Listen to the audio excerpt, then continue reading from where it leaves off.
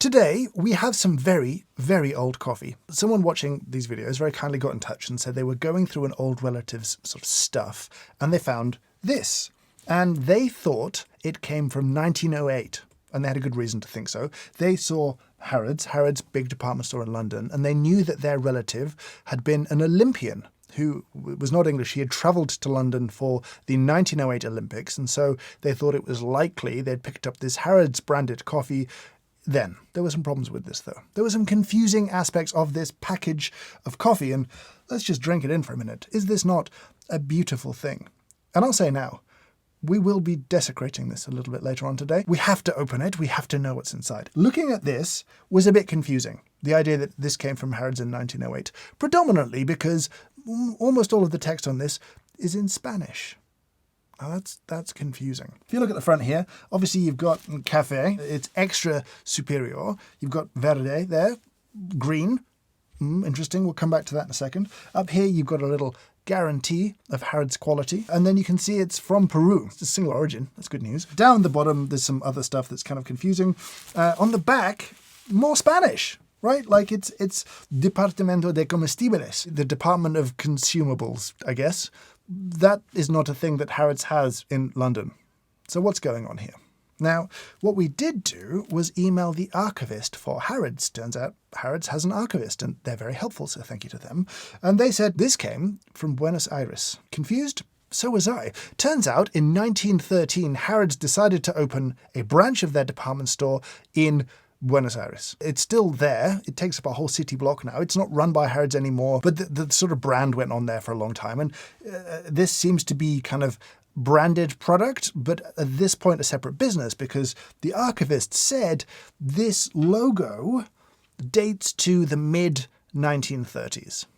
Now, on the one hand, I was very satisfied to have an answer. On the other hand, I was a little bit disappointed that it wasn't 100 years old or older, because you know I love some old coffee here on this channel, but it's still very old. It's still 90-ish years old, which is old. Coming back to the front.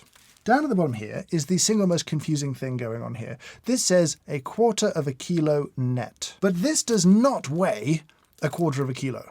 This is heavy. This is solid. Now, my first thought is, one, it's green coffee. This is raw coffee. Maybe. It says green on the front. Maybe this is raw coffee.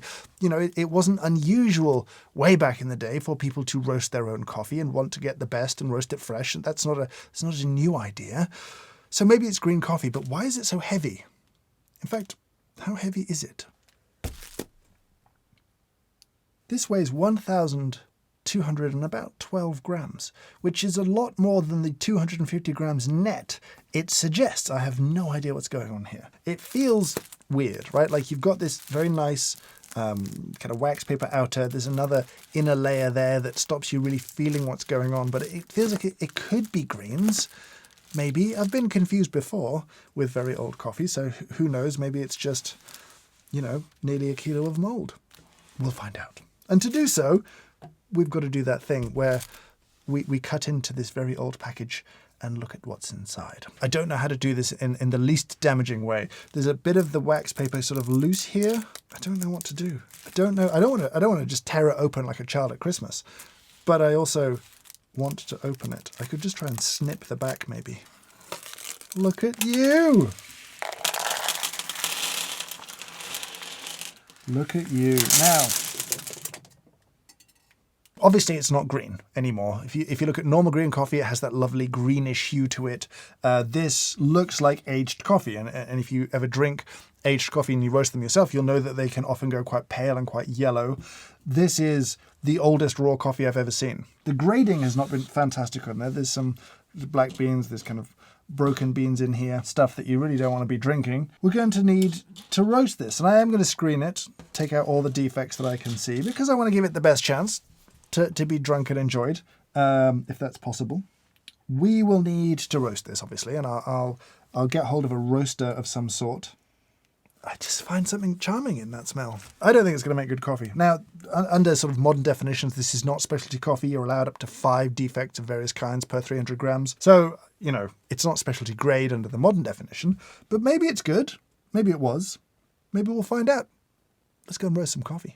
I'm back, and I brought an Ikawa Pro. Now, this is a sample roaster. It roasts up to 50 grams at a time. It's very cool. It runs on an iPad. It does good stuff. We use them at Square Mile. They're really useful. We're not going to talk about this thing today because it's not what the video is about, but I ran a couple of different profiles because, honestly, there's no one out there who really knows how to roast coffee this old. So one has to speculate. And speculate we did, and I ran a couple of different roasts. Both are sort of in the medium range. I figured going super light on this wasn't going to bring me much delight. So I went a little bit more developed. Let's drink it. Now, I thought a little bit about how to brew this. What's the right way to do it? I figured I should grind it by hand. I should crush it manually with my physical strength. I don't know why. It just feels like it's more appropriate, to the age, to the time. So I've got a little hand grinder. We're going to brew a cloth-filtered V60. I don't know. Again, I definitely want filtration in this. I don't want like a French press or a cupping bowl. I want some kind of cleaning up from the filter. So cloth just seemed kind of nice. Let's brew like a 15 to 250. Wish me luck. Now, this was roasted about an hour ago. And some of you watching are going to be stressing out that I'm drinking this coffee too fresh. I hope you think about that for just a second in the context of what we're drinking here. It smells joyful because as a kid, I used to love like the hand-cranked pencil sharpener. That was like a special treat to use at school, and this smells like that. Oh my.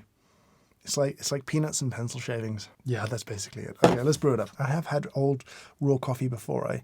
I drank something that was harvested in the early 1950s and was roasted fresh in Cafe Lambre in the Ginza district of Tokyo. And that really freaked me out at the time. Like that just tasted like it had sort of fermented and molded for like 50, 60 years. This smells different. I'm definitely cautious. I'm nervous of this.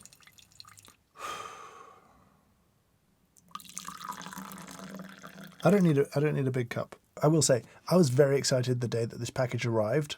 The idea of tasting this was really exciting. It's interesting how that has changed as this has gotten closer to my face. But it is time. Cheers.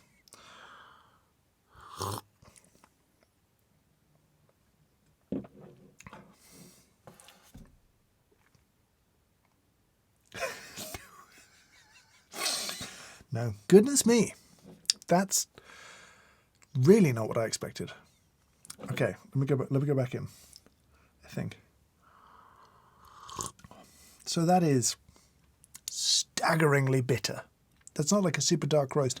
And the bitterness is not a roast bitterness. It is like a bitter compound bitterness. Like a tonic water bitterness, like a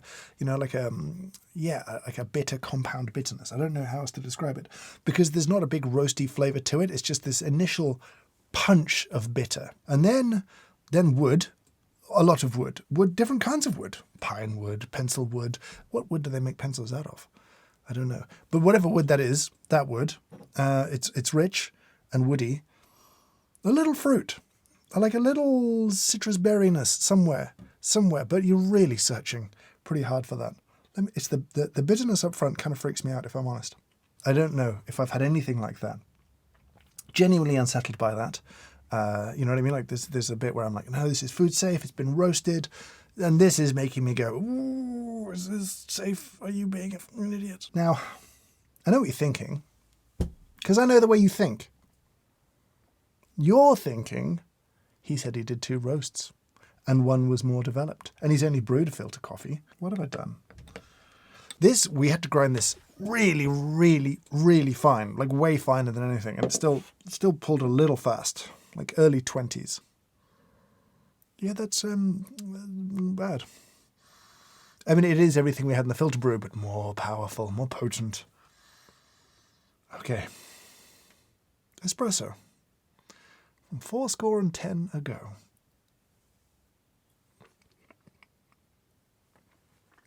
Oh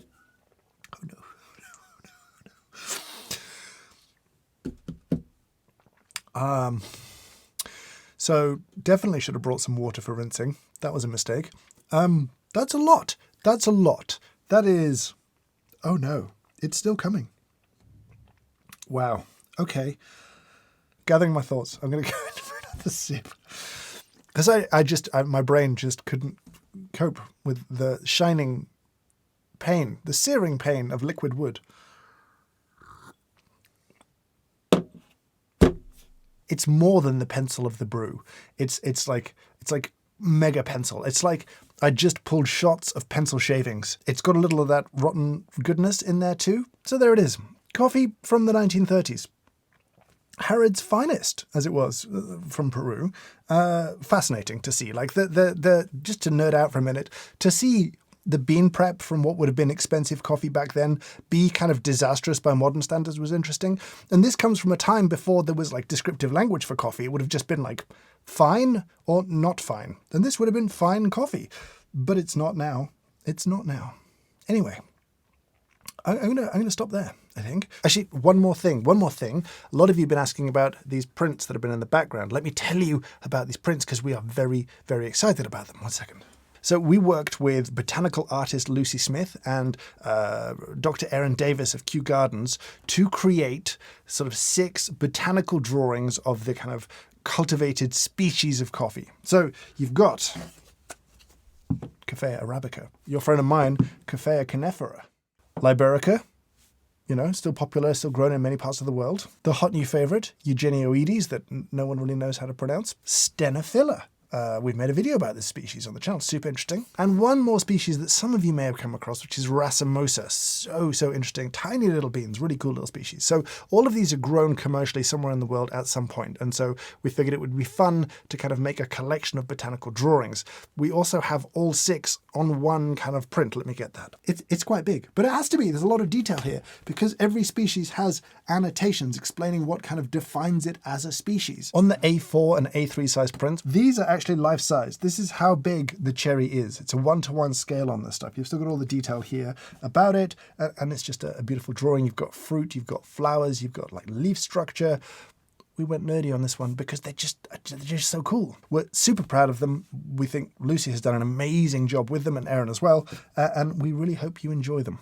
We certainly are enjoying them here at the studio. All right, that's it. That's everything. I really hope you enjoyed today's video. Certainly a lot more than I did, but let me know your thoughts down in the comments below.